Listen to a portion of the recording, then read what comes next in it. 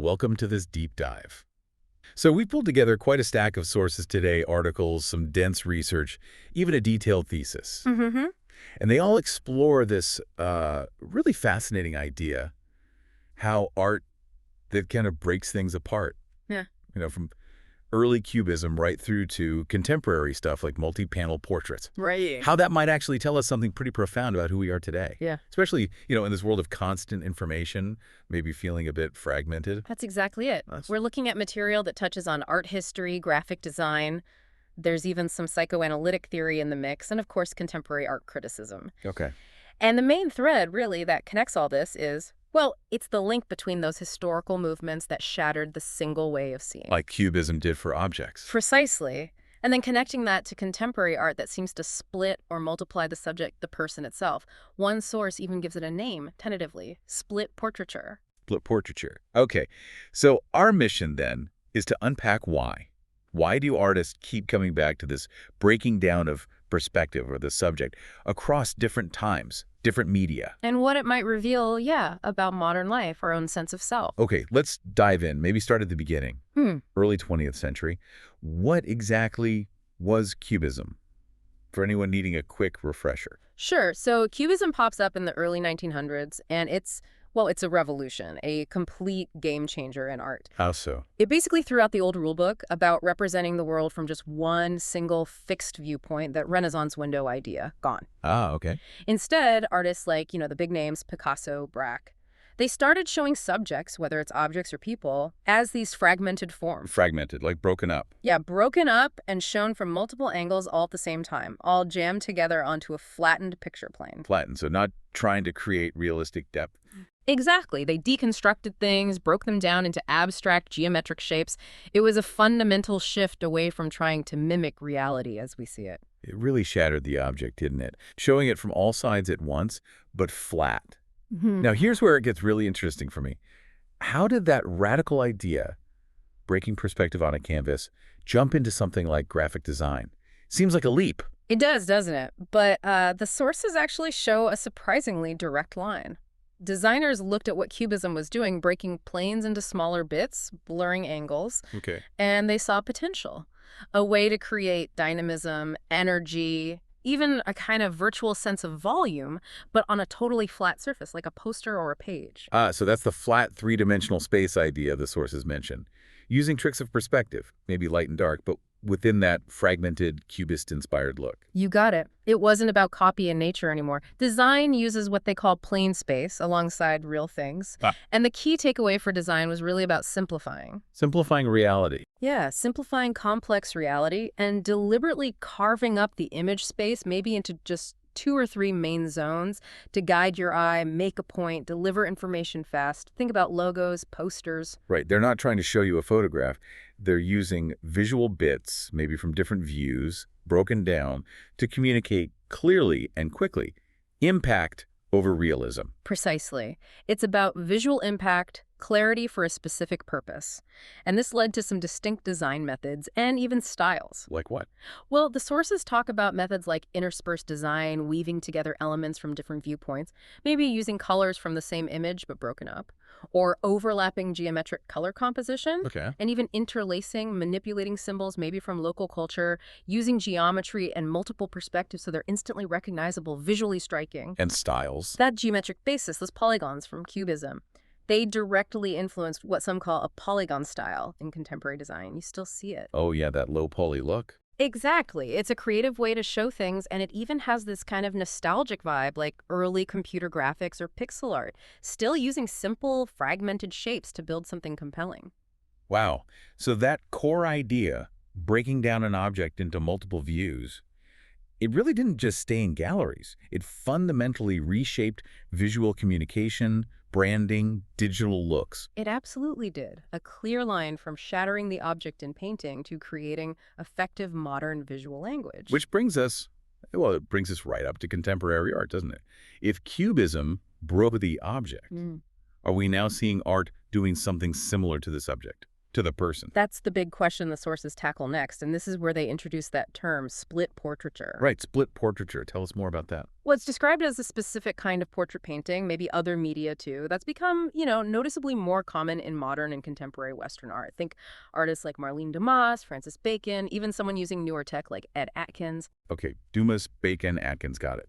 But how is it different from just, say, putting 3 paintings next to each other, like an old triptych? That's a key distinction. A traditional triptych often told a continuous story or showed related scenes. In what they're calling split portraiture, the split means more. It's not just panels side by side. It implies, what, a breakdown? A breakdown, exactly. A physical breaking of the single panel, maybe, but also creating a sense of a multiple entity. The artwork itself questions the very idea that a portrait refers to one single unified person. It challenges the wholeness of the subject. Precisely. And the sources argue this isn't just artists playing with form, it's doing something deeper. It's speaking directly about us today. About our subjectivity, how we experience ourselves. That's the core argument, yeah. That the repetition, the multiplication, the physical splitting of figures across panels, it somehow reflects or addresses the experience of being a subject in the contemporary world. Okay, I need to understand that better. How does splitting a portrait mirror modern life? Because honestly, my life feels pretty split sometimes between work, phone, family. Well, that's exactly the link the sources make. They connect it very strongly to that feeling, the fragmentation, the nonlinearity of how we live now. You mean like scrolling through feeds, jumping between emails and texts? Precisely that. We consume information in fragments, our attention jumps, our communication is often broken up. The argument is that this art reflects that nonlinear reality back at us. So our digital lives are kind of training us for fragmented viewing. Maybe. Or perhaps the art is tapping into something already there.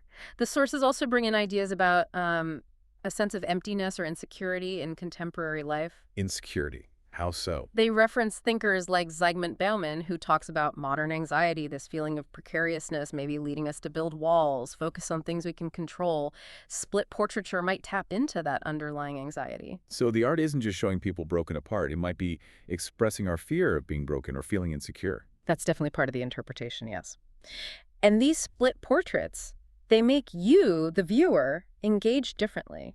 Your eye doesn't just rest on one face or follow one story. It jumps around. It jumps. Looking at, say, Marlene Dumas's rejects all those small faces, it can feel busy, almost overwhelming. You can't easily place them or figure out the relationships. You feel less like you're analyzing a portrait and maybe more like you're caught in something. Maybe even being looked at by all those eyes. That feeling is powerful. Being looked at by the other, as psychoanalysis might put it, it disrupts that comfortable viewer position. And interestingly, the artist's own process can sometimes mirror this. What do you mean? Like an indecisiveness about how many panels to use, using chance methods like ink washes that you can't fully control, or this relentless repetition. It can feel like the artist themselves is searching, maybe grappling with their own fragmented subjectivity, trying to get closer to something real through repeating it. Wow, so the act of making it is part of the meaning. It's not just the final image? It really seems that way, yes. The process is part of grappling with this contemporary condition. Okay, let's make this concrete. Let's look at some of the artists. You mentioned Marlene Dumas. How does her work show this? Dumas is a key example. Works like Rejects, which she's been adding to since the 90s. It's open-ended. The number of panels isn't fixed. It suggests this compulsion. A need to keep adding faces? Perhaps. And her focus is intense faces, gazes, but often very little narrative context. You just have these faces looking out or sometimes looking away, dissolving. And you mentioned contradictions. Right. Like the titles versus the images. Yes, that's crucial. A title like Good Wife, but the image is this blurry, faceless, almost dissolving figure, maybe done with watery ink washes. What does that contradiction do to the viewer? The sources interpret it using this psychoanalytic idea of suture failure, like the attempt to neatly stitch together an ideal concept, good wife, with a real, messy, maybe contradictory image. It fails. Wow, the seam show. Exactly. And by showing that failure, the artwork doesn't give you a nice, whole person to identify with. Instead, it might actually reflect your own sense of being fragmented or inconsistent back at you. It can feel trapping, overwhelming. You look for coherence and find something else, something unresolved. Perfectly put. And there's also the idea of aggression. The sources suggest that while aggression might be sort of contained or hidden in her single paintings, it can emerge more powerfully in these multi-panel works or fragmented sequences. Oh. They compare one of her paintings, you see it intimate, I see it violent, with the video stills it was based on. Seeing the stills sequentially, fragmented, apparently reveals an aggression that's less obvious in the single composed painting. The splitting lets it out, in a way. That's fascinating. The presentation itself carries that emotional weight. Okay. What about Francis Bacon? His triptychs are so iconic but often disturbing. Bacon is central to this discussion. His triptychs often get called pseudo-triptychs because they use the three-panel format, but they break from its history, the storytelling, the religious function. He uses it to fragment the figure, physically and, psychologically. Like after trauma. You mentioned the one after his lover died. Exactly. Triptych May-June, 1973. The sources heavily link his use of fragmentation, the repetition across the panels, to how he processed trauma, grief, psychological breakdown. It's like he's working it out on the canvas, in pieces. That's the sense you get, and the argument goes further.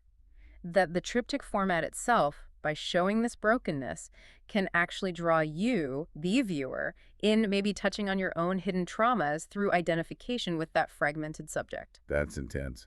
What about his self-portraits? They're often split too. Yes, like 3 studies for a self-portrait. They're deliberately blurred, twisted, ambiguous. It's not about capturing a clear likeness. It's multifaceted, unstable. Less like looking at him, more like seeing an internal state.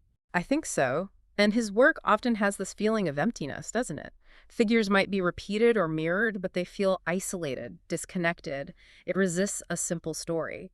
The sources suggest this duplication can even imply a loss of self. The cells spread too thin, maybe? Or unable to cohere. And again, repetition, like in his crucifixion triptych, gets linked psychoanalytically to reenacting trauma, perhaps from very early life.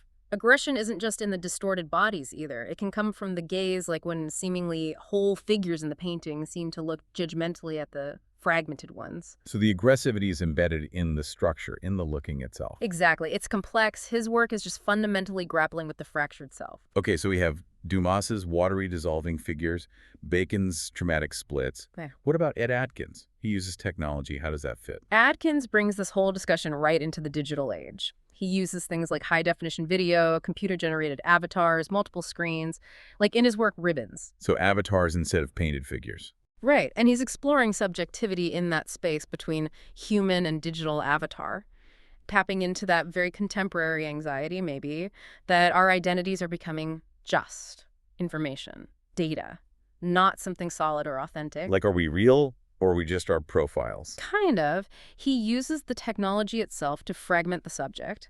His avatar figures might appear, then glitch, dissolve, disappear. They seem both hyper-real because of the HD and completely unreal or destroyed at the same time. And the multiple screens or projections? They offer you different viewpoints, sure, but the sources suggest it's overwhelming. You can never quite synthesize it all into one coherent understanding of the figure. The avatar seems to constantly escape your grasp. It performs the fragmentation. Exactly. It embodies that elusive, slippery, maybe constructed sense of self that feels very relevant to living in a world saturated by digital media. These examples really drive it home. The splitting isn't just aesthetic, it's deeply tied to these feelings about selfhood. Now, you mentioned psychoanalysis. Specifically, Lacan helps unpack the why. We don't need to get PhDs here, but what are the key Lacanian ideas the sources use? Right. They use these concepts as a kind of lens. One big one is the mirror stage. Okay, the mirror stage. It's about that moment, usually in infancy, when we first recognize ourselves as a whole image, literally in a mirror, or maybe reflected in our mother's eyes. It's crucial for forming our ego, our sense of I. But there's always a but. But it's also where the first split happens, because that image is whole, coordinated, ideal, while our actual felt experience is still kind of fragmented, clumsy. The gap between the ideal me and the real messy me. Precisely. And Lacan argued this gap creates a fundamental tension, even a kind of aggression, right from the start. It's tied into narcissism and rivalry. Okay, that makes sense. Yeah. What else? Another key concept is the other with a capital O. It's not just another person. It represents the whole symbolic order language, social rules, expectations, what society or significant figures seem to want from us. Our desires get shaped by this other. So it's like the invisible presence of what people think. Sort of, but more fundamental. It's the structure we fit into. Hmm. And the sources use this idea to talk about that feeling in Dumas' work, maybe, of being looked at by all those faces. Or the aggression coming from the gaze in Bacon's paintings. It's like the gaze of the other judging the fragmented subject. That external pressure shaping or fracturing the internal self. Yes. Then there's repetition. Lacan linked compulsive repetition to trauma, to this unconscious circling around something painful or unresolved that can't quite be put into words. So when artists repeat figures or motifs. The sources propose it might be their way of engaging with, maybe trying to master, some underlying trauma or difficult psychic knot. The repetition itself becomes meaningful. Okay. And finally, aggressivity. Yeah, and here it's broader than just violence. It's that inherent tension linked to identity formation, that struggle between our fragmented reality and the idealized whole image we strive for or feel judged against. Split portraits, by foregrounding the fragmentation, can really bring that underlying tension, that aggressivity, to the surface. For the artist and for you, the viewer. Wow. Okay, so these psychoanalytic ideas provide a pretty powerful framework for why this art hits us the way it does. Yeah. It's tapping into some deep stuff about how we're put together or not put together. Exactly. They help connect the artistic choices we see on the canvas or screen to the fundamental complexities of just being a self. So we've gone from Cubism, breaking objects, to graphic design using those ideas, to contemporary art splitting the subject. Why does this whole deep dive actually matter to you, listening right now? Well, the sources really argue that this isn't just art theory for academics. This stuff, the fragmentation, the insecurity, the nonlinear way of seeing, reflects your experience, your contemporary reality. The art is holding up a mirror, maybe a broken one, to feelings a lot of us have navigating today's world. That sense of being pulled in different directions, the information overload. That's the idea. And by spending time with art that deliberately doesn't give you a nice, neat whole picture, you might actually find new ways to think about your own sense of self. How so? Well, in a world where identity can feel fluid or constructed, especially online, grappling with art that shows the subject as multiple, inconsistent, or fragmented, it maybe gives you permission to acknowledge those aspects in yourself. It challenges the pressure to always present a single, unified front. It normalizes the fragmentation a bit. Perhaps. And it definitely makes you work as a viewer. You're not just passively receiving a clear image or story. You have to actively piece things together, or maybe accept that you can't fully piece them together. It's a different way of looking. A more active, maybe more unsettling, but potentially more rewarding way. Could be. And understanding how artists use these tools, repetition, multiplicity, splitting it, might even change how you notice these things elsewhere. How you process the fragments of information you get bombarded with daily. Maybe it builds a different kind of visual literacy, or even a tolerance for ambiguity. Okay, so we started with Cubism, shattering the object's single perspective.